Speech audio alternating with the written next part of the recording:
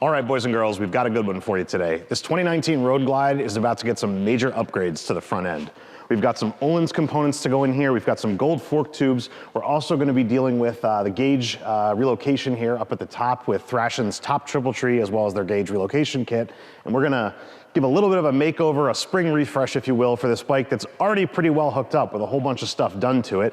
But we're going to make it even better. So I'm excited for this video. I think it's maybe a little bit different than what we've been doing the last couple weeks or months. We've been doing a lot of engine stuff recently, so glad to be changing things up a little bit and be able to do something a little bit different. So I'm excited to tear into it. Now, before we get started, we're obviously gonna do all this, and that's what this video is gonna be about. I'm not exactly sure how much of a how-to or not we're gonna do here. I'm a little bit pressed for time in terms of getting this all done so we can get the video out for you all.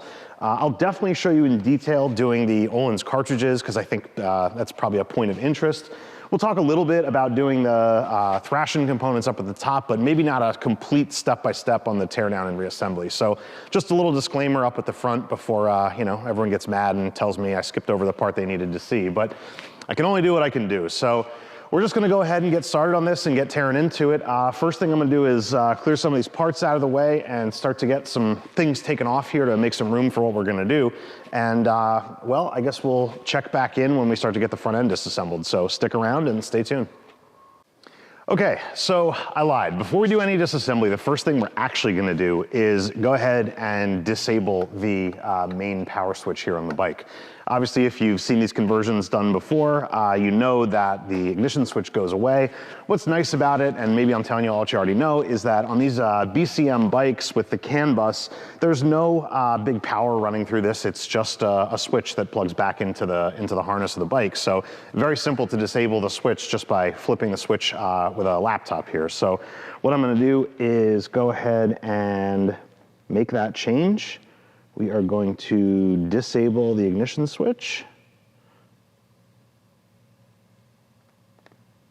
This is a little difficult to do, faced here. All right, and it's gonna do its thing here. Setting.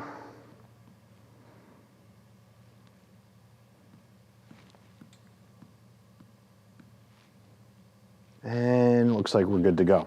So now, assuming all went according to plan, we should be able to turn off the switch here and the bike should stay on. Good to go.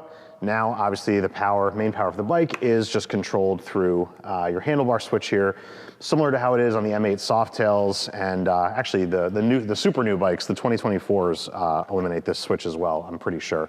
So we should be able to turn the bike back on, just like that, leaving this switch disabled. So now we'll be able to remove it, disconnect it, and never know it was even there. So with that out of the way, we'll go ahead and get some disassembly done. Now, since we're doing two things here, we're doing both the gauge relocation and the triple tree, as well as doing the front cartridges. We're gonna do more disassembly, obviously, than will be needed to do just one of these jobs by itself, but hopefully it'll all make sense as we start to tear into it. So I'm gonna get rid of the laptop and we'll get going with the disassembly. Okay, I figured this was a good place to jump back in. What we've done so far here is I got the front wheel, fender, brakes, all that disconnected down at the bottom. So we then had the ability to move the handlebars and the forks back and forth, which we couldn't do with the front wheel clamped into the vise at the bottom. So I stopped here because this is a little different than maybe what the disassembly would be or the whole process would be if you were doing this from a stock situation. So because this bike already has the Thrashin risers, and it would be the same if it had any risers, more or less, I guess, using the stock triple tree and using the stock gauge nacelle, that you can't get the gauge nacelle off with the risers in place. Normally, with the bars coming out the sides, the nacelle would just pop off, and that's how you take off this back piece. It's how you want to do all the wiring. It's more or less kind of the first step. And I say that the first step is actually to disconnect the ignition switch. Although to remove the ignition switch from the bike, the procedure to do that, you put your key in, you turn the fork to all the way to, you turn the switch to lock, and then you push the little button and the thing pops up. Well, with these risers on here, the fork lock is not accessible. The switch hits the riser before you get to the lock. So you can't take the fork ignition switch, fork lock switch off with the risers on. You can't take the gauge nacelle off with the risers on. So presumably what your procedure would be is that you would do this from the bottom, that you can turn the forks to full lock and you can actually access the riser bolt from underneath with a real long extension. Now, that would be fine if it was using a regular 3/4 inch, or a 1/2 inch bolt with a 3/4 inch head on it. It's pretty easy to do, to get up under there and do that, to put these on or off. The challenge is that there's actually a pullback plate under here as well, and you'll see that when it all comes off, and that uses a much bigger nut, and it's a little harder to get at with a socket. It's doable, don't get me wrong. I'm sure that's how these were put on. I didn't do this. I just thought it would be easier if we kind of loosened this all up, and then we can move the gauge nacelle up and down. Can't get it off, but could get it up enough that we could get the back covers, or I should say front, I guess, looking this way. We could get those off and out of the way. Then I was able to disconnect all the wiring, and I also have access, once those side front covers are off, to loosen up the pinch bolts on the top triple tree. So now where we are is I think I've got all the wires disconnected. We're gonna find out in a minute. And I've got these bolts loosened. So what we should be able to do is just lift up on the bars, and this whole thing, all including the bars, the riser, the gauge nacelle, the fork lock, the triple tree, the pullback plate, all that should come off as one piece. And then we can disassemble it nicely on the workbench rather than having to, get up there with a real long extension and, have to hold this from the top. And it's not super nice to do it that way. So I figured this would be a better way to do it. But I guess let's find out. So we should be able to just pull this off now, assuming this is ready to go. There we go. All right, so we're free. And yep. All right, so that all comes off. And hopefully you can kind of see what I'm talking about here on the front or the back side of this, that the risers lock this in place, and also that can't get to the lock position on the switch. So I thought this was a much easier way to do it. Now we have access to these fasteners down here on the bottom, which is what will disconnect the pullback plate, the riser, the whole thing is gonna come apart. So we'll get this all disassembled. We'll take a look at what we've got here, and we'll start looking at what the next steps are, and I'll come right back. Okay, I'm gonna stop what we're working on for just a minute to ask for your help in supporting the channel. I'm doing my best to keep shooting videos and providing you all with regular content, but truthfully, it takes a lot to slow down the work we're doing, shoot and edit videos, and get them published, to say nothing of doing it every week, which is ultimately what we're trying to do. So all that said, I'm just gonna make one simple request, that if you like the content we're sharing, please hit the subscribe button, and better yet, the notification bell as well. It's a huge help in supporting the channel and helping us grow, and ultimately for us to provide more content. Of course, if you happen to be in the market for any of the products that we've used in any of our builds, or are looking to get any work done by us, you can check all that out at ironanchorcycles.com. That's it. Thanks for your support, and now back to the video. All right, so with the disassembly done, we've got basically the parts that we're gonna be reusing here on the workbench, along with the new parts that we're gonna install. And we're gonna start with the top triple tree and the gauges, and we're gonna get that all done, and then we're gonna move on to the fork legs next. So stick around for that, but in the meantime, we'll get going on this. So I wanna show you the parts, show you what we're doing. So as I kind of mentioned, we got rid of all the additional pieces that were on here. There was the pullback plate that was there. There was the the top triple tree, the ignition switch, all that stuff goes in the takeoff box, and all we're left with here is the risers. And then we've also got the gauges removed from the stock nacelle and obviously unplugged from the wiring harness. So these are here and ready to go. And the parts that we have for this stuff, I'll start here. This is the gauge housing from Thrashin. So we've got a front plate and a carbon housing or back plate. And then also in the box, there is the wiring harness extension, which is nice that it comes with that. We've got some hardware here, and got some 3M material, which I'm guessing is the gaskets. Yep, so we've got some gaskets here that'll replace the ones that came off within the factory nacelle there. So that's the gauge piece. There's also around here somewhere, I'm not sure what I did with it, but there's a bracket to attach this gauge onto the riser itself. We're gonna do that back over on the bike, but what I am gonna do right now is get the gauges installed in here. But before I do that, I'll show you kind of the rest of what we have. So then we've got two pieces here. The first is kind of the star of the show, which is the top triple tree. So this is actually really cool. I really like what they did here. So number one is sort of most obvious looking at this is you've got two different positions you can mount the risers in. So you have a forward position and a rear position, or I guess the other way around, or closer to you or further from you. So you can sort of choose. And what they've also done is they've included these little block-off plates that have a little stud on one side and a hole in the other. So whichever of these you're using, you can install the plate that way and cover up the hole that's not being used, which I think is pretty cool. In addition to that, really cool feature of this is obviously you lose your fork lock and ignition, which would kind of go in this general location. But what they've done is tucked a little lock under this trap door here, which I think is super cool and super clean. So it comes with a set of keys to operate this lock.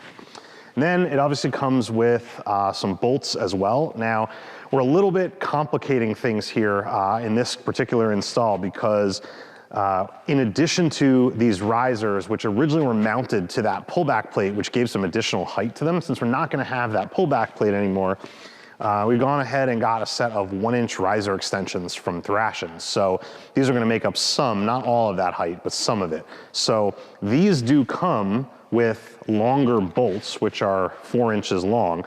Presumably these are the right length if you're using the stock triple tree in conjunction with these extensions and these risers, but these are very much too long to use in conjunction with this.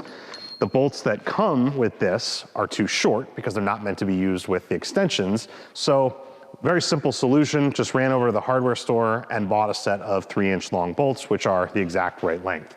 So we've got everything here that we need to install, so I'm gonna get to putting it together. So I'm not sure, hopefully you can see most of what I'm doing. It's pretty self-explanatory how this goes. So we're gonna be putting in these little block-off plates.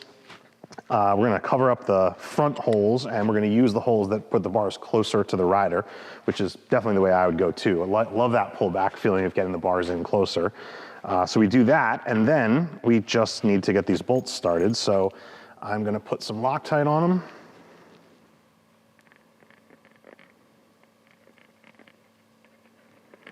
And we'll get them started here with the trees. Oop. So, you know, forgot most important piece here, the extension.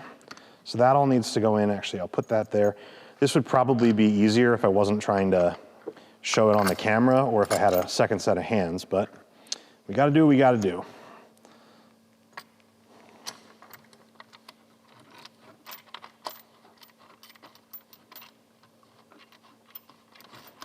All right. So,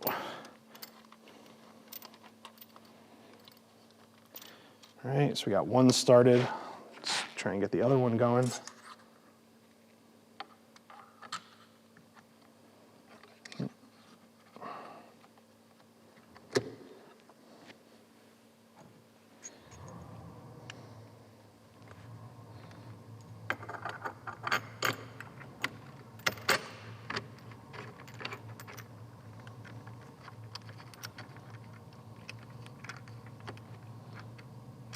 All right, now with those started, I'm just gonna lay the bars down, hopefully, and I will continue to tighten these in this position, which I think should be a little bit easier.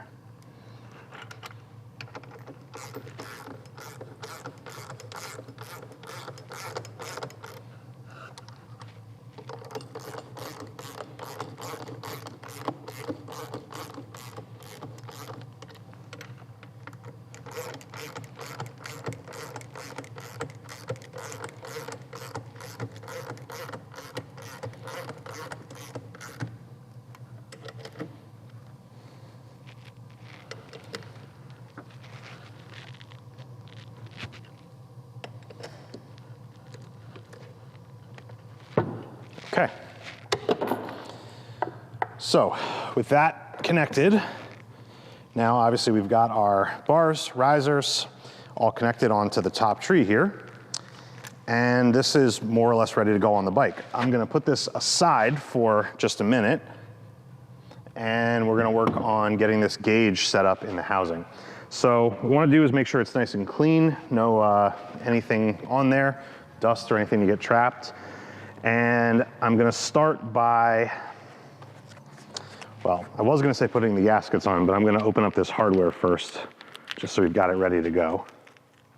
So now what I'm gonna do is get these gaskets going here. And this might be easier actually to maybe take the middle out first. All right, so we're not using that big section. All we need here is this little trim piece. And I'm gonna lay these down carefully onto the face of here to create the seal on the new housing.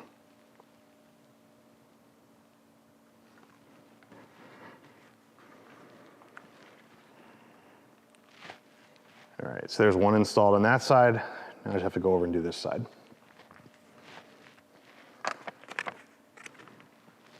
All right. Okay, we got them both installed. Next step here is going to be to go ahead and put the front plate on.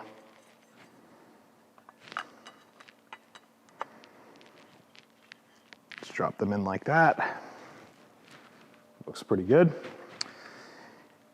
And then I'm gonna put the back plate over that and we'll put the hardware in. Worth noting here, unlike the Thrashin, or sorry, this is the Thrashin one, unlike the Kraus version where the plug is sort of hidden inside, if I remember correctly, this one, the plug can go in after the fact. It sort of sticks out the back. So we don't have to put the wiring harness in just yet. So I will put this down on the top here.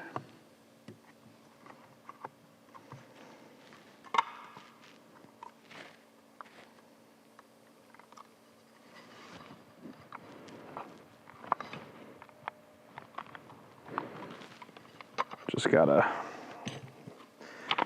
work it around these little rubber guys here.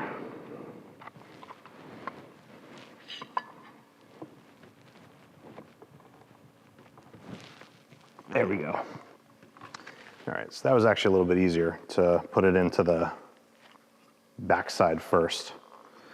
Just, it's a bit of a tight fit, which is actually kind of nice with the little rubber grommets that hold these little bosses in place. So got that seated down in there. I'll put this front piece back on.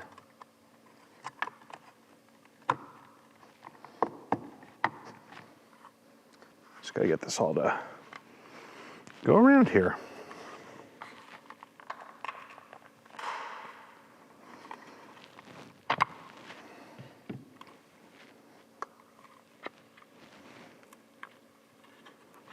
Not sure what the problem is.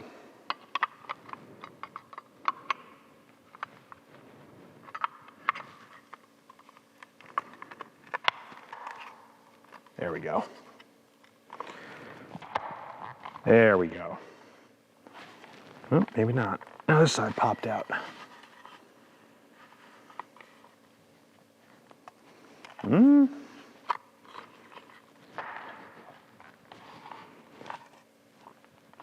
This is a little bit of a tight fit. Looks like there's a little imperfection in the carbon fiber casting. It looks like it's kind of just wanting to hang up. I don't know, I'm just gonna work on it a little bit more. I'm sure we'll get it to fit. All right, well, that took a little bit of doing, but it's in there now. Has a very tight fit of the carbon fiber piece into the aluminum piece. So it's a little bit hard to see, but it sort of sits flush against the aluminum on this bottom part, but then there's a lip on the top that follows the curves, and that goes inside. And it was just a little bit big, required a little bit of sort of manipulating to get it to go in there. But it's in, and it looks like everything is seated down properly, so we can continue on with getting the hardware installed. So I'm just gonna put a little bit of Loctite on each of these included screws, 3 screws in the back, and this will be ready to go on once we get these mounted onto the bike. So I'm gonna take care of that, and we'll go ahead and get this mounted up.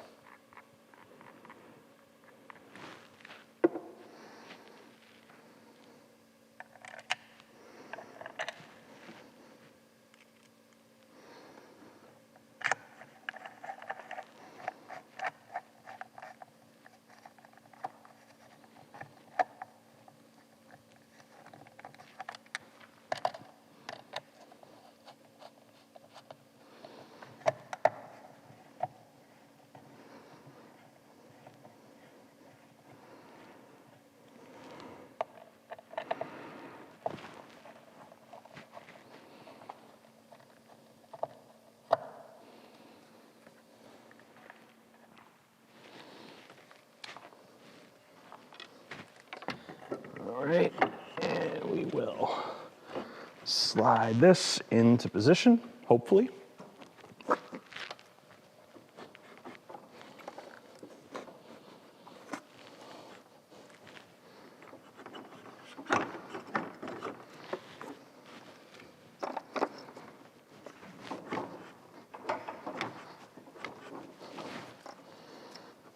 Maybe a little easier said than done.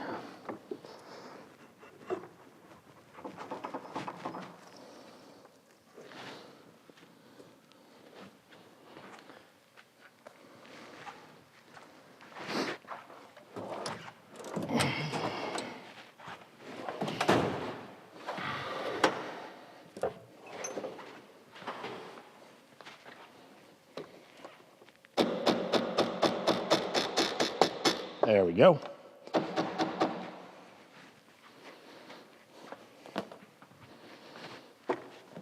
Right. Now we're looking good. All right. So that looks pretty good. So what I'm gonna do now is probably not do final torque on anything. I'm not obviously gonna tighten down the bolts on the forks because, well, they're coming out, fork legs, I should say. But I will at least snug up the pinch bolt here. We'll come back and do the final torque on it when we do the final assembly. We also still have to get all this wiring done, but I'm gonna go ahead and jump back to the forks, I think. Then we'll come back and we'll do the wiring and we'll put the gauges on, we'll do all of that. But I wanna get the cartridges, new tubes, get our fork legs final assembled, get them back in, then we'll pick up here again. So let's go ahead and do that. Okay, so we're back over at the workbench. I feel like I was just here about 5 seconds ago, but anyway, we've got our 2 fork legs here ready for some disassembly. Now, good sense might tell you to do one of these at a time, and we will do that as we install them, but just because of what a mess these make, taking them apart with all the fluid and having to drain them and cleaning things off, I do all the disassembly on both of them together so I can get all that mess out of the way and get cleaned up. We keep the stuff separately, obviously, and then we'll work on one at a time to put them together. So we're gonna do that disassembly. Before we do, just real quickly over here, obviously we've got our Ohlins cartridges, our springs, gotta grab the fluid from the shelf. We've also got a seal kit from James, and we've got our Arlen Ness fork tubes. So I'm gonna go ahead and get started disassembling these, and well, let's make a mess.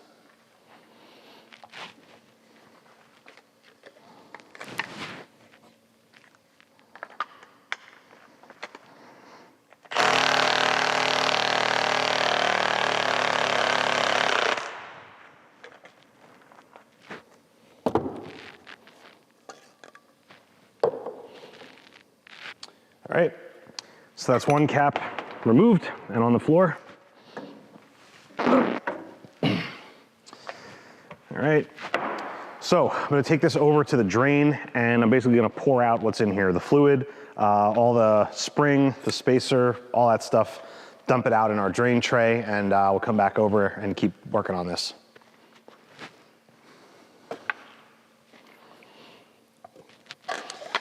All right, well, the one side is sitting over there draining. I'm gonna go ahead and take the cap off of this one.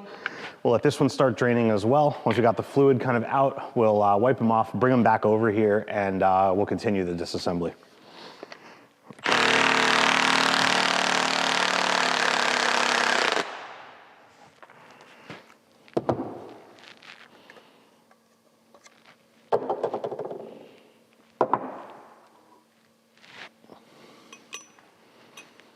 Okay, well, all of that is over there draining. For this is as good a time as any to start unboxing and getting our parts prepped. So grab first here the new fork legs. So these are from Ness. There's a bunch of different manufacturers of these. Pro One makes them, Custom Cycle makes them, Ness makes them now. You've got Diamond Lane. There's a whole bunch. Ness recently started selling them under their own name. We've used them a couple times. I like them. They probably fit sort of about midway in sort of the price range of these things. You've got the Diamond Lane Cycles one and the Custom Cycle Engineers ones tend to be the most expensive. Pro One tends to be the least expensive. These feel like a nice sort of happy medium there. So let's see what we're looking at here.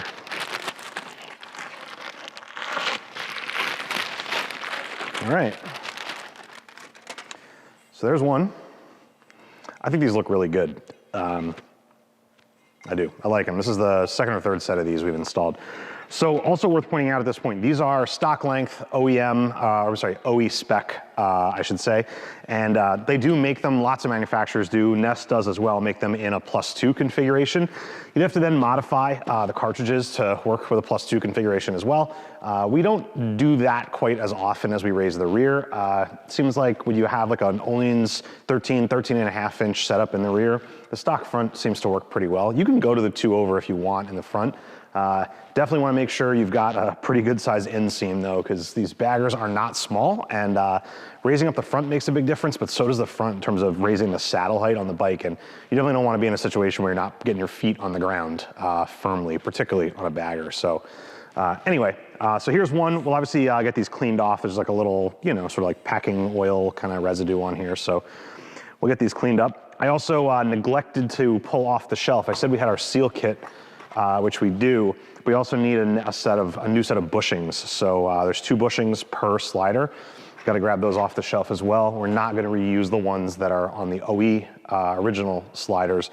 You probably could if they were in good condition, but really we're doing all this work. We want to make everything as perfect as possible, and the bushings are not expensive, so we're just going to change them while we're here. So there's one, and let me get the other one ready to go.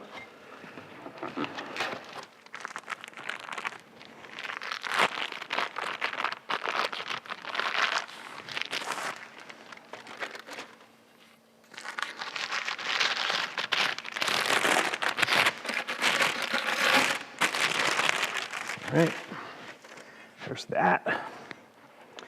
Just gonna put these aside for the moment. Get rid of this.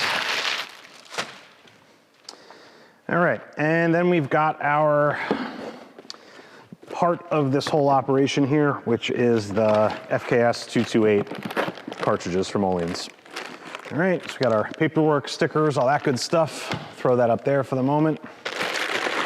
And got some miscellaneous parts, some of which we use in this installation, some of which we don't, but make sure that's all here. And then we've got our 2 cartridges. So if you've not worked with these before, the install is really not difficult. If you've got the right tools and the right stuff, it actually goes quite smoothly. One thing worth noting on these, so Ohlins cartridges, as they should be, are fully adjustable. So you have your preload adjustability up here on the top, this outer nut, and then your rebound or compression adjustment is the little brass adjuster in the middle. In this case, it's compression. The other way you can tell which side is compression and which side is rebound is looking at where the holes are in the tube. So in this one, it's compression, the holes are up here at the top. The other side will be rebound, the holes will be down at the bottom. Let's take a look at that.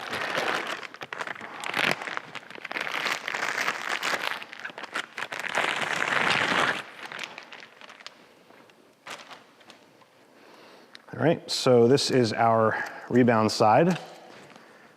And we've got the holes, like I said, down here at the bottom.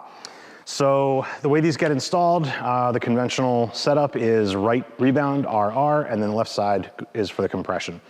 So a number of things, I mean, that are great about these. I mean, I know I've spoken about it before. Obviously the quality, build quality and R&D from Ohlins, that goes without speaking. The adjustability of them is one of the big wins, or the biggest win maybe. You know, I mentioned this in another video, and as usual, somebody likes to pick on the language I use and, you know, doesn't like my word choice, but I referred to the top adjuster for preload as infinite adjustment, and that was not I did not misspeak. What infinite adjustment means in this case is not infinity in either direction. What it means is that you can stop anywhere you want. There are no adjustment points, like in Legend cartridges where you have full turns. So it's, you know, 1 turn and you can lock it down, 2 turns you can lock it down.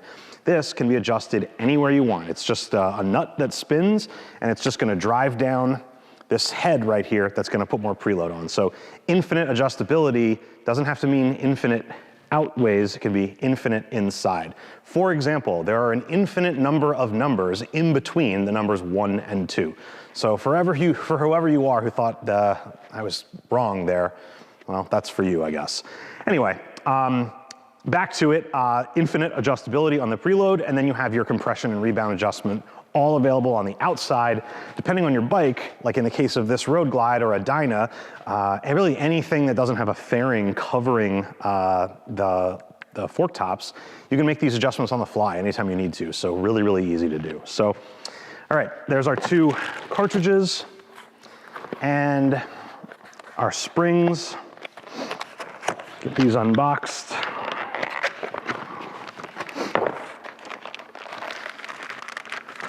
So I'll point out as well, as long as I'm doing all of this, part of this is me killing a little bit of time while the fork legs drain out a little bit more. It's not just for your all benefit that I'm showing you sort of the unboxing of all of this. In this particular installation, it's nice to have all this stuff taken out because your hands tend to get, oil and grease and all those things, and not having to reach for the scissors or the knife or whatever to deal with all this plastic and stuff and boxes makes things a little easier if you got it all laid out ahead of time.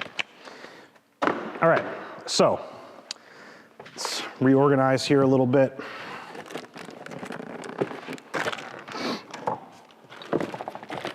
Make a little room. All right. We're good to go. Hopefully that's enough time. We've got most of the oil out of those forks. I'm gonna go grab the right side and we'll start disassembling it.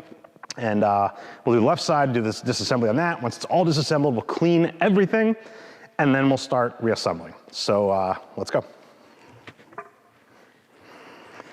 All right. I don't know, if you've watched this channel at all, you'll know I don't like messes. So this part of doing forks is not my favorite. Anyway, with that done, I'm gonna go ahead and flip these over and we are gonna remove the bolts from the bottom.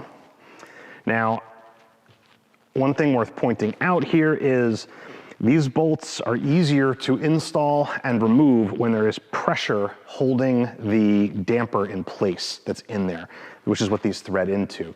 Now, so if the fork is assembled, it's easier to get these out. Obviously, you're dealing with more mess that way because now you have this open at the bottom and it's draining and you open the top. If I can get it apart this way, I much prefer to do it this way because it makes a lot less of a mess. If for some reason I can't get this bolt out, if it just spins, it's really not that big a deal. All I'm gonna have to do is just reassemble the cartridge, dry, no oil. Just put the spring back in, the preload tube back in, put the top back on, have some pressure, and I'll be able to pull this out. Usually you can get them out like this. If I can't, I can't, and we'll just put it all back together. So let's see what we got.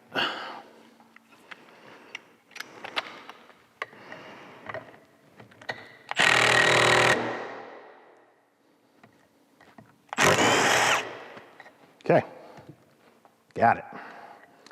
Yeah.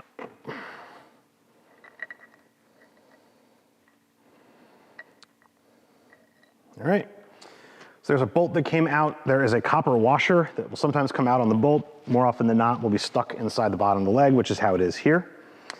And I'm holding this rag here to catch any oil that drains out, but we did a pretty good job draining them. There's nothing pouring out, which is nice. All right. So now with that done, the rest of what's in here will be able to come out, or at least the damper will be able to come out, and the top out spring. So there are those pieces. And normally I would do this over the drain pan, but I'm just doing it this way so I can show you all what comes out. So there's your damper, your top out spring. Top out spring we're keeping. We're gonna reuse this, so oil on the floor. We're gonna clean that up. That's the only part we're gonna reuse from this setup.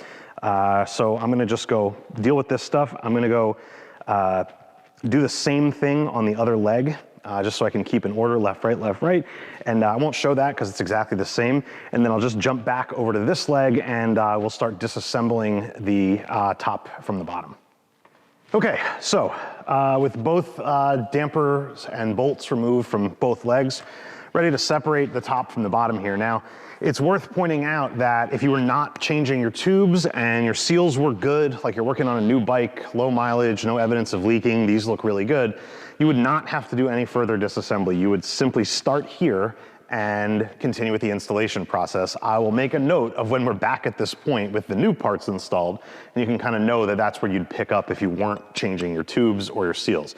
But since we are, we're gonna do a full disassembly on this. So our next step is gonna be to remove the retaining ring that holds the fork seal in place. And that's just sitting in a little groove. And just pry that out. There we go. That ring comes out. And now, very simple, although just keeping with the trend of this, making more of a mess, the way you pull this seal out is essentially by using the slider as a slide hammer, and just give it a couple of pulls, and out it comes. Now obviously you're gonna have more oil and more leaking and draining. So what we're gonna do here, and I'm sorry, this is dripping all over the place, so I'm gonna try and go quickly, is we're gonna bring this over and clean it. We're gonna remove the bushings, the seal, and the seal protector that are all here. And we're gonna do the same with the bottom. We're going to bring that over to clean it. There is one part still sitting in the bottom here, which is the oil cup. Now, I don't really have a place to drop this out. Here we go. All right, so there it is. I'm just gonna wipe this off because I do want to show it to you. This piece would remain obviously in the bottom of the leg if you didn't disassemble it, and it has to sit this way in the fork so that the damper will sit down on top of it and the bolt can go through the bottom. If you're not careful with the fork legs when you have them disassembled, this can lodge out of position. Then when you try to collapse the fork leg and stick the bolt in, it won't thread in. So if you're having an issue doing this and you can't get the bolt to thread in, it's probably that this guy got moved off center, flipped to the side, flipped upside down, what have you. So you're gonna have to kind of either disassemble the fork leg and put it back, although that's really not necessary. Just pull the fork leg up, make some room in there, and kind of shake it around, and you can knock this thing back into position. It might take a couple tries or a couple dozen tries, but you'll get it back into its proper orientation where this is gonna slip down into the tube, and I can actually show you that. So the way this lives in the fork is this sits down in here like this, and the damper would run through it and sit in the bottom of it, and then the bolt will come through the bottom side. So, sorry, this is all dripping all over the place, and I was trying to show you as best I could. Hopefully you got what I was trying to point out there. So I'm gonna bring all of this stuff over to the cleaning area. I'm gonna drain all the oil out. I'm gonna clean all this stuff with suspension cleaner solvent, get everything nice and clean, and I'll be back over here with some clean parts ready to go as we start to put everything back together. All right, so just like that, we've got everything cleaned up and reorganized here.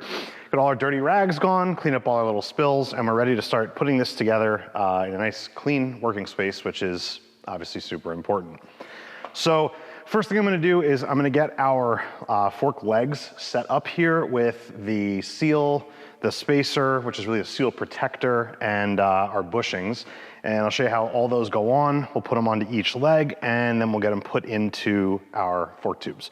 So we've got a bunch of new stuff here. I mentioned before I needed to grab the new bushings. I did that, so we've got a small one and a big one for each leg, so 2 of each.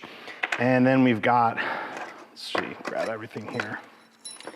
A new seal, a new retaining clip, and then also a new seal protector here as well. So when I say that's a seal protector, the way this goes in, you'll see it on the fork, but I might as well show you. So the seal is gonna be on top. It's gonna sit down on this, and then the next piece in the equation is gonna be the bushing. So sandwiched like that. Without this piece of metal here, obviously your bushing would be coming right into contact with the seal. No good. So that's what that piece is for. So in any event, let's get rolling.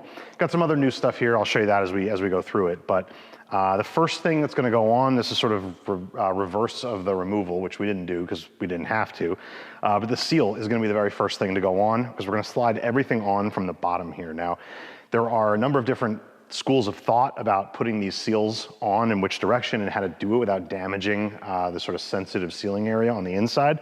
Now, obviously, going on the bottom, you've got some sort of lips and ridges to go over here, so that is a point of concern. Coming over the top would actually not be such a big deal on these legs because they're brand new. But if you come over the top on legs that are not new, you obviously have a bunch of like road wear and maybe potential pitting and things like that on those exposed parts of the legs that can damage the seal as well. So whether you're going from the top or the bottom, you have to protect the seal as it goes on. So our solution for that is a pretty common one, which is essentially to use a plastic bag. So what I'm gonna do here is cut out a section of it. This actually is a little easier to do if you use the corner of the bag, but then you have to use two bags because you need both sides of it. But anyway, if you just do it like this, you have to be a little more careful putting it on, but it is, you're able to use one bag. Sorry, that was a little convoluted. But anyway, so what we're gonna do here is we actually don't even need this much. Okay, put those aside right there. Now, before I get this ready to go on, the first thing I'm gonna do is lubricate this seal to go on. This is very important. Lubricating the seal will help it to function properly. It will help prevent leaks. It'll help prevent, well, damage to the seal. It's just an important step. It'll make it go on easier, but you definitely need to lubricate it.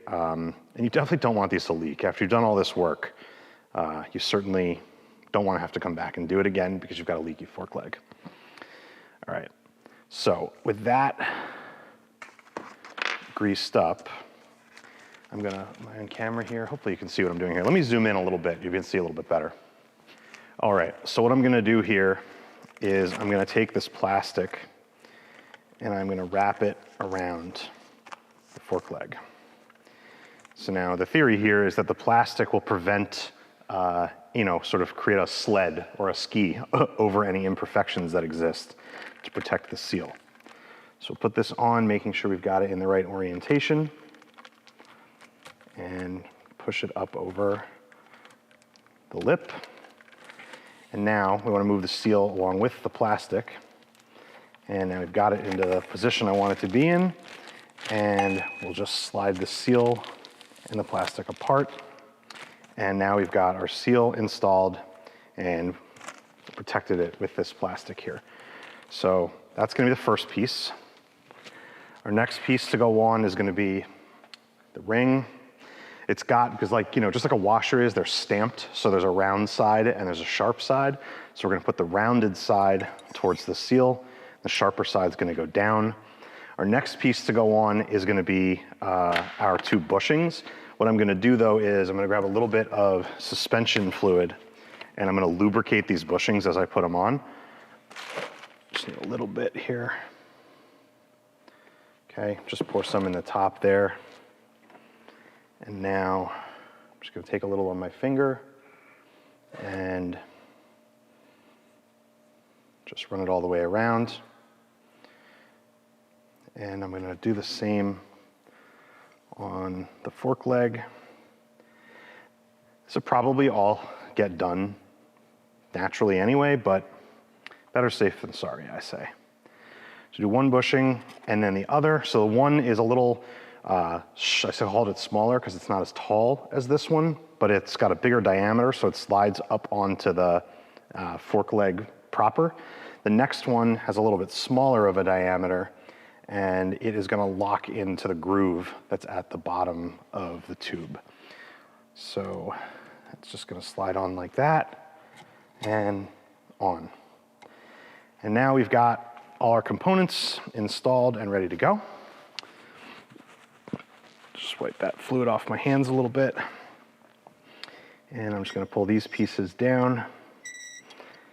Not all the way, because they're gonna wind up sliding back up, just enough to keep it nice and tidy there. So that's one done. I'm gonna do the other one right now, and then we'll start putting it together. So I'll do that off camera and we'll come right back. Okay, so with both legs done here, we are almost ready to start putting our halves together. We've got one critical piece not to forget, which is to get the oil cups back in. Now, I can show you this a little bit more clearly now. So basically, these are gonna sit down in the bottom of your lowers, but they are retained by the fork leg here.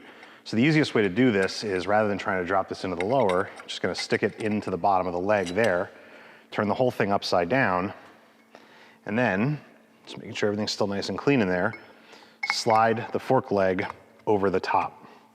Now, obviously, there we go. Our seal actually just went almost all the way in there.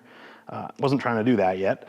Now that you have this like this, you don't want to flip this all the way around because the cup will fall out of the bottom. Hopefully that's more clear now what I'm talking about, and it can just bang around in there. So you want to be careful. You can put it horizontal, you just don't want to turn it all the way down because you don't want that cup falling out.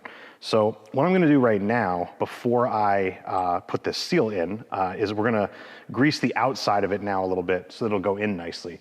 And then we'll take our fork seal driver and we'll drive it home.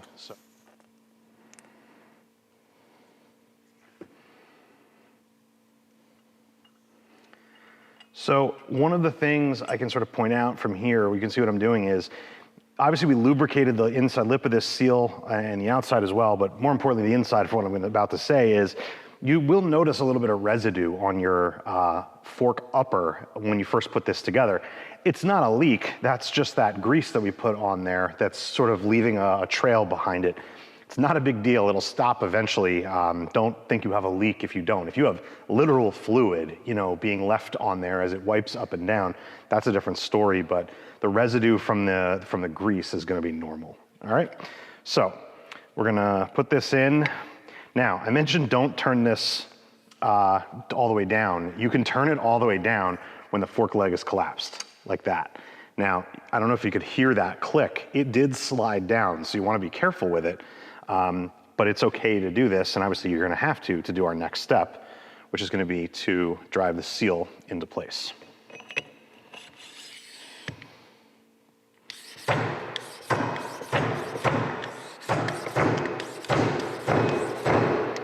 All right, it's as easy as that. And hopefully you could hear the difference in the tone that the slide hammer seal driver makes as it's moving down until it finally seats. So once that's seated, our last step here is gonna be to take our retaining ring and put that back into place. And we are seated.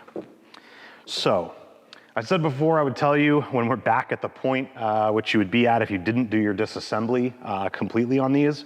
We are at that point now. We're back to where we were before we started doing the disassembly for the fork legs.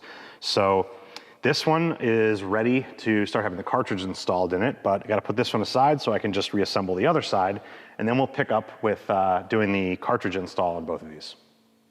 All right, so let's get started with installing the cartridges into our forks now. So I've got the right side leg here, so I'm gonna grab the rebound tube, and that is gonna be, or I should say rebound cartridge. That's gonna be this one. So the first thing I'm gonna do is take the cap off, and I gotta grab a couple tools out of the drawer here that we're gonna need. All right, and so now we've got our cartridge ready to go. There's no other pieces or anything need to be slid off on this one. Some of them are a little bit different, but this is how this is gonna stay. Our next step is gonna be to thread on the pull-up tool. This is an Ohlins tool for installing these cartridges. And then, I mean, they tell you in the instructions you want to turn this nut all the way down. I find that you don't have to. It's actually nice to have a little bit of preload on this when it goes in. I'll show you what I mean, but I just thread that on and leave that nut basically right there. So we're gonna set that aside for the moment. And now we're gonna start with our fork leg here. Now, a step you don't wanna miss is, remember that top out spring that we took out from when we did the disassembly? That's gotta go back in. So that slides down there into the bottom, and then our cartridge is gonna slide in after that. So just drop that down in there. And you wanna make sure that's seated all the way down, and you'll know because the bolt won't thread in properly if it's not. So I'm gonna rest that right there. I'm gonna use the original bolt that we cleaned up, and I'm gonna use a new sealing washer. And I'm gonna put some Loctite on here. and we're gonna torque it down. Now, this is the same kind of situation as when we took it apart, and I mentioned that these are easier to put in when there's some tension on them. It is vastly easier to do this with an impact, you know, electric or air or whatever. You obviously don't want to go crazy on it and over torque it, but it's much easier to not have the whole inside spin if you use the gun rather than trying to do it with a ratchet. So I'm gonna put this on here. I'm gonna lift this up. I'm gonna just get it started and make sure that we are engaging with the threads. And we are, so we're good there.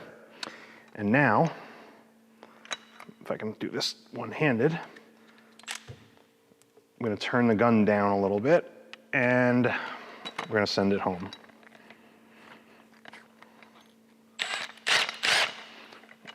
This is hard to do in the air, sorry. You might not be able to see it if I lay it down, but you gotta do what you gotta do.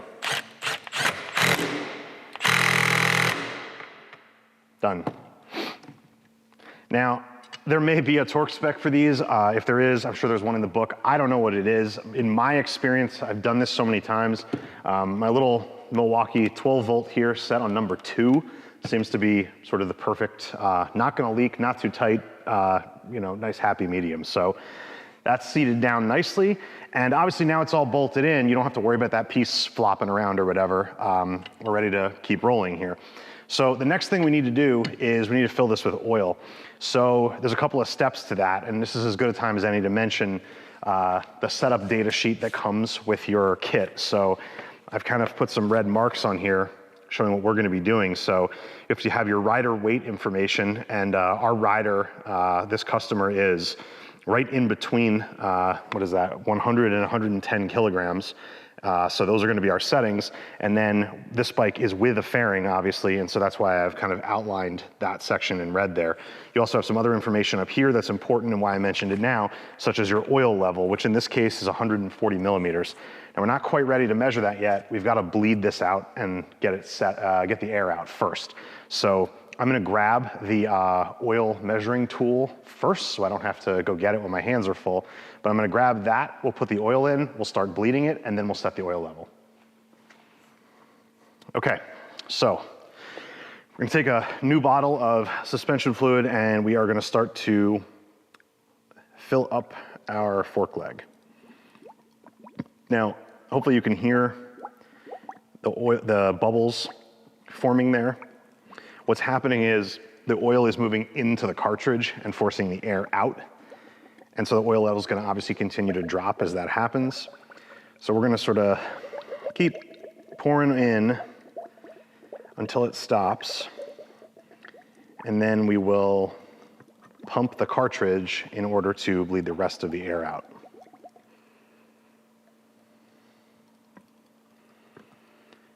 All right. So let's put a little bit more.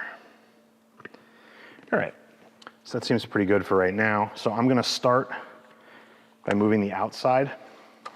I'm gonna do this 10 times.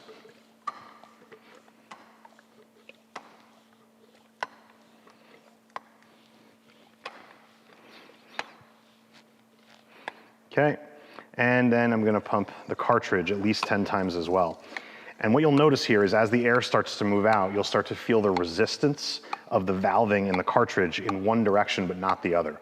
So in the case of this one, this is our rebound side. I'm feeling a resistance on the upstroke, and then it comes right back down. The other cartridge will be exactly the opposite. So, like I said, you're gonna do this at least 10 times, but certainly keep going if you're still seeing or hearing any bubbles. And I'm just gonna go this way again, just to be totally sure. And that seems pretty good. Now, our oil level has dropped what looks to me to be below our 140 millimeters. I'm not entirely sure, we can always add a little bit more in. But what I'm gonna do here now is I'm gonna set this to be the correct height now. It's a little hard to read. And we are at, where is it? 120, 130, 140 right here.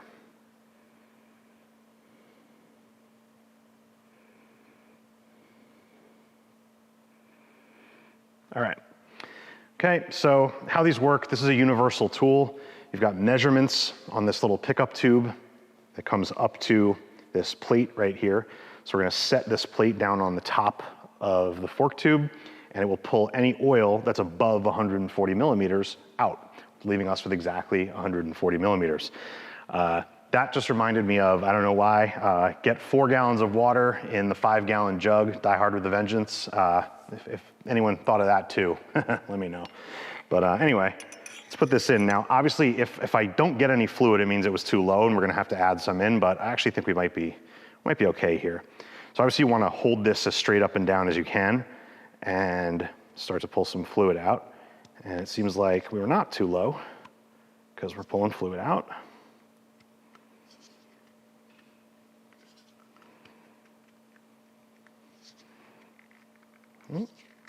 All right, so we got to the end of the syringe capacity. So I'm gonna put that aside, empty this out. And we'll do it again. We definitely weren't too low, that's for sure.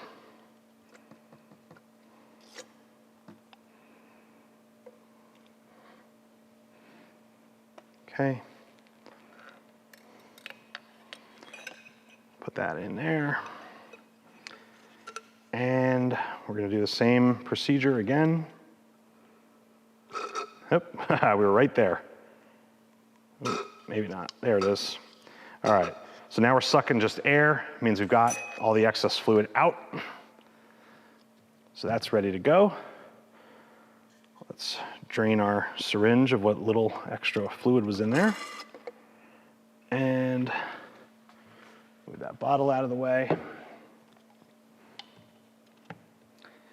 And we're ready to keep rolling here. So our next step is gonna be to get our spring. We're gonna put the spring in. The spring does have a direction, although I can't imagine why it matters. The direction is with the part number facing up.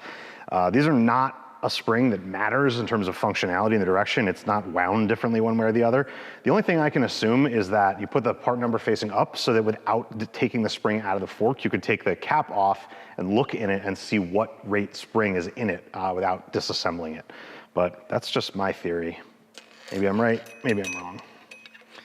So we're gonna drop that in. And now I'm gonna go to our little bag of extras.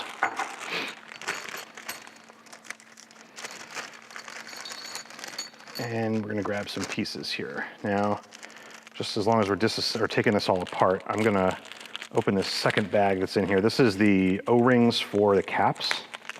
Just gonna pull these out now. Let's get that out of the way. All right, so we've got our alignment preload spacer dealies here. It's got a big side and a small side. The big side, the spring fits in, and the small side, these little preload spacers fit in. Now, you've got 2 different ones here, and what you need to do is go back to your reference sheet, and you're gonna come across and you're gonna see here that it's gonna tell you which length of preload spacer you're gonna use. So for bikes with a fairing, you're gonna use the 12 millimeter spacer. For bikes without a fairing, you're gonna be using the 20 millimeter spacer. Now, hopefully you don't need a ruler to know which one of these is 20 and which one is 12, so it's gonna be the small ones. So these large ones are gonna be extra. Just put those aside, and we will fit these spacers into the plastic pieces like that. Put one aside, the other one's gonna go in right now. And pull this down so you can see it. Just sits right on there, nicely on the top. Now, our next step is going to be to pull up the damper rod, and we're gonna slide in the hold-up tool. Now, this is what I was talking about. Hopefully I'm zoomed in far enough. I actually like a little bit of tension on this, so I'm even gonna put this nut down a little bit so that you can get some more tension on it. And actually, it's even helpful to go even further down because you wanna make sure that you're able to actually bottom the fork cap out on this and you don't wind up hitting the nut before the fork cap is bottomed out. So I'll show you that. That'll make sense when you see it. But anyway, so now with the tool in there holding the rod up, we can take the pull-up tool off. And now we're ready to put the cap on, although we've got one intermediate step we need to take care of, which is we need to put the O-ring onto the cap. So we're gonna use some Ohlins grease here, and we're gonna lubricate the O-ring as well as the threads on the fork cap itself. So I'm gonna take this, slide it over. All right, a little bit more grease on my finger here, and make sure we get some onto these threads. All right, so we got that done. Wipe my hands off a little bit.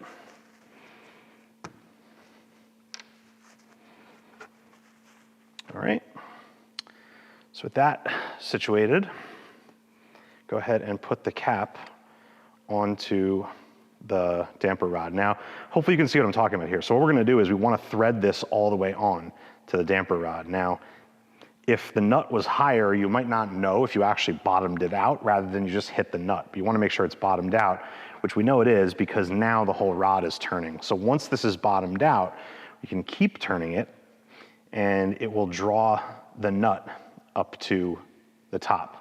So our last step there is gonna be that we need to tighten that nut onto the cap. That's to keep it in place. Now, you wanna be very careful using regular steel wrenches on here. This is aluminum, it's anodized. You don't wanna, mar it up or anything like that. So just be nice and gentle, and we're just gonna snug this down. There's a torque spec for this too. It's not very much, so just make it snug and we'll be good to go. So now with that done, we can pull the hold up tool out and this will all sit down nicely. Now, our next step here is we're done. We're gonna slide this up and we're gonna thread it on and we're gonna be finished. And we're just gonna do our settings on the top. We wanna make sure of here is that you don't get this out of whack. See, like that or anything. You want it to sit there nicely. If you're uncertain about it, you can turn the preload knob down and it'll tighten this up. But truthfully, if you get it lined up and you just put your hand on the top of it, it's fine. Now you just push it in and thread this on. So getting it started can be a little tricky, but all you gotta do is just get it lined up and you're good to go. So now what we need to do is tighten this down, and I can continue doing it by hand. I'm gonna put it in the vise now though, so that we can give it its final tightening, and I can also show you the adjustments. So with this still kind of just hand tight there, I'm gonna go ahead and move it over to the vise, and I'll have you guys meet me there. With the fork leg held in the vise here, and it's hard to see maybe because of the camera angle, but this is not just a regular vise. There's got a set of suspension aluminum jaws in here, and we've got a rag in here as well, so we don't hurt anything while we're doing this. We're gonna tighten this down. This is a 41 millimeter nut on the top here. You can get some specialty tools again to do this. Obviously you could use a regular 41 millimeter wrench, but it would be enormous because it's a big fitting, but you don't need it to be that big for what we're doing. So once again, the little specialty tools come into play.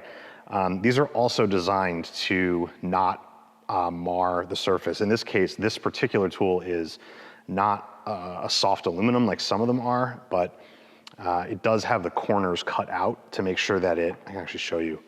Corners are rounded here so that you don't mar up this surface. So we just put this on, we do it carefully, snug that down, doesn't need to be anything crazy. And now what we're gonna do is set our preload as well as our, in this case, rebound.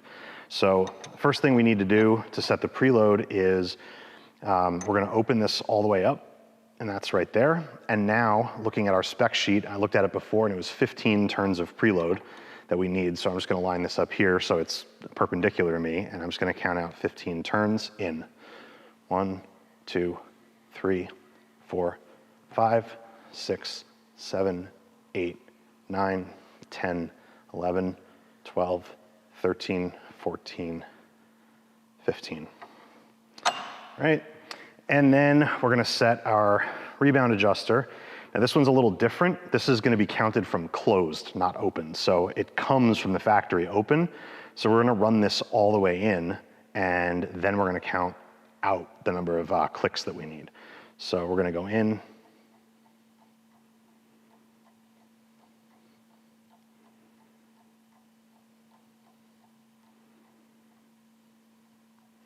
Okay, so now we're fully seated there. So now I'm gonna go 12 clicks from closed is gonna be our starting point. 1, 2, 3, 4, 5, 6, 7, 8, 9, 10, 11, 12. So this adjuster would not be infinitely adjustable because it has detent clicks in it and not, you can't stop anywhere. So in any event, just a little callback to that. So this guy is now completely done. So I'm gonna take this out, I'm gonna put it aside. I'm gonna do the exact same procedure on the other side. I'm gonna do it off camera, and then we'll get both of these legs brought back over to the bike, and we'll continue from there.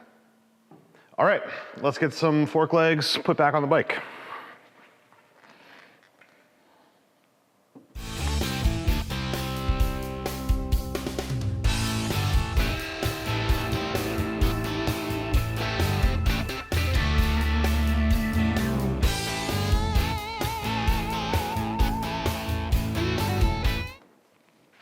All right, looks pretty good. So we just got these snug down here. I'm gonna go ahead and torque the lower pinch bolts here. We got 2 on each side. I'm gonna do those to 18 pounds on each one. And then we're gonna go up to the top and we will torque that up there.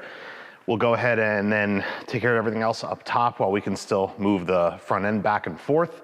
And then we'll finish up by getting the wheel put back on, brakes, and all the rest of that. So in order to get these to 18 pounds, obviously when you got 2 bolts on the same side of the same clamp, you have to go back and forth because as you tighten one, the other one's gonna loosen. So you have to work them back and forth to get them both to the correct torque.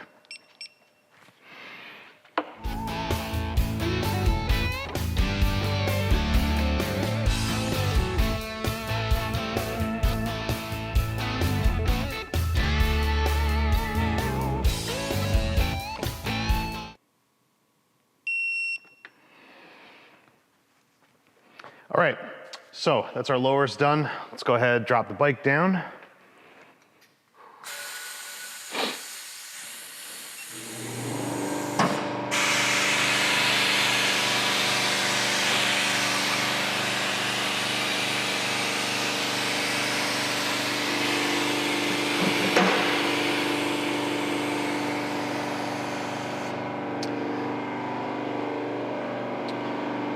All right, so from here, we'll get repositioned and we'll get going with finishing up with the handlebars, get that gauge housing put on. All right, so from up here, we've got our 2 upper pinch bolts on the fork side to do, and then we've got the 1 pinch bolt on the steering stem to do. So I'm gonna do the fork legs first.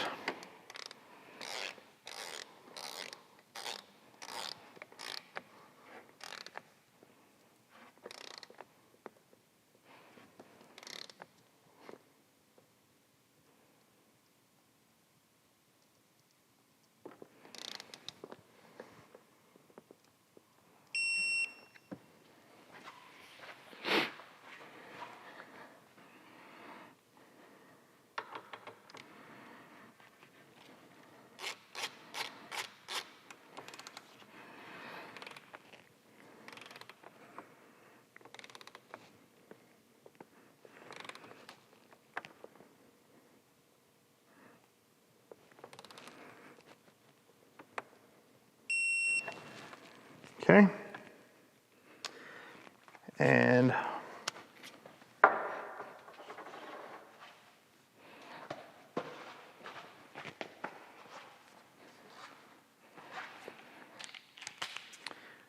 now we'll go ahead and do the steering head. This one might actually be tight enough already, but let's just double check.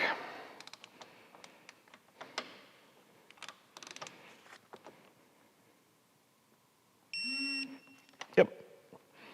All right. So we're good on our top tree and fork legs for now. Now it's time to jump back in with the wiring of the handlebars and getting our gauges put on. All right, so we've got our wires just plugged in right here, nothing like tucked away or anything yet. I'm gonna go ahead and get the gauge put on before we start tucking in any of the wires. So the Thrashin top clamp's got two threaded holes on the back side of it, so just gotta take the mounting bolts for the bracket here, and we've got a little bit of Loctite on them, and then just get those lined up and hopefully get them started without dropping any hardware on the ground. Oops, you know what? I've got this on upside down. Take two.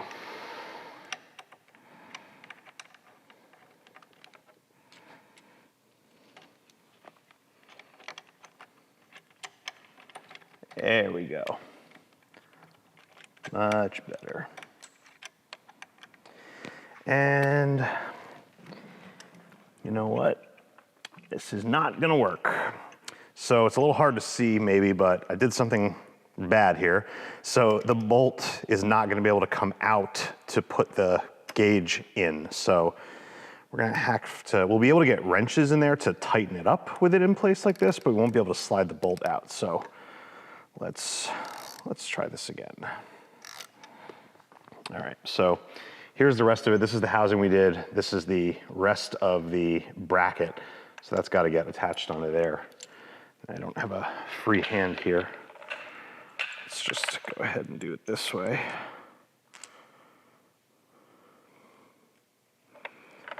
All right. So we're gonna slide that bolt out. Slide that in. Put the bolt through. Put the nut back on. And actually, I want to put some Loctite on both of these. It's going to be take 3 if anybody's counting.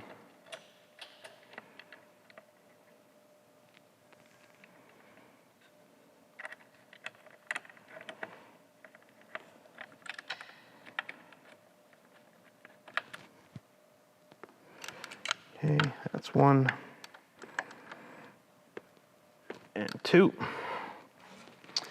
All right, now before I move this back down into position, let's put the wiring extension on here. So we've got the bike side, and let's see, where is the right way to do this? Looks like this way.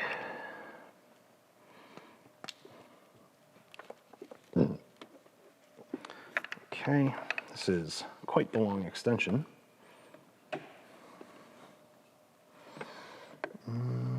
Looks like that's going to be the right way on this one.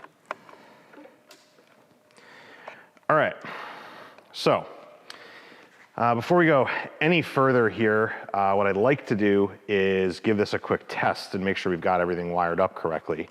And then we'll worry about getting all this aligned and in place. All right, so I think we got a couple of things disconnected here, but I think we should be fine to just click this on and just check out all of the gauges. That seems to work. And I don't want to start it, but start button works, horn. All right, so everything's good. Go ahead and shut this off. And now kind of have the process of kind of tucking in the wires and getting all this set at the same time. I mean, I probably can put this in a position now and then work around it to do the wiring, but I'm just gonna play with it a little bit, probably turn the camera off here just so I can kind of get up on the bike and manipulate it around and then just tighten these 2 bolts down, and we'll be good to go. And then I'll just tuck the wiring in and we'll get everything wrapped up. All right, so hopefully you can see here what our final product, at least on the top side of this, looks like.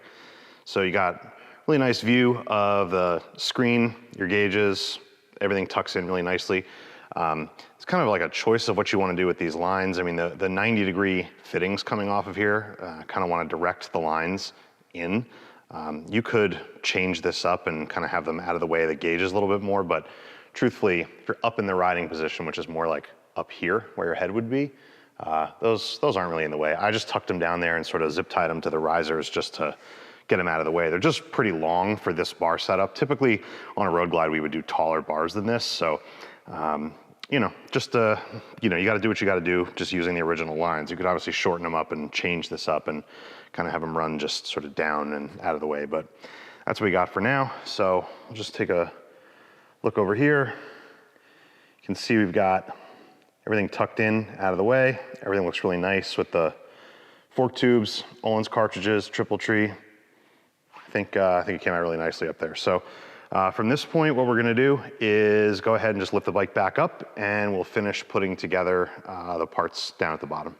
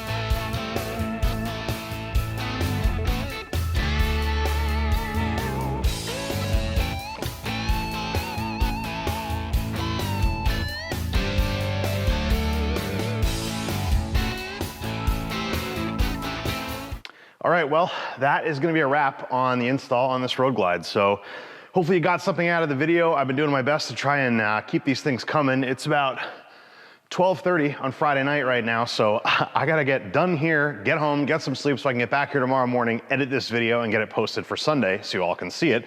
So hopefully you get a good view of the front end now. I think it looks really awesome. Obviously I showed you the top, really nice aesthetic upgrade, obviously. Definitely functional as well with the Ohlins cartridges in there. So gonna be a whole new ride, definitely be able to corner harder, stop harder, all that good stuff because of that suspension. And well, it looks great too. So definitely a win on all fronts. So like I said, that's gonna wrap it up for this one. We'll see you next time.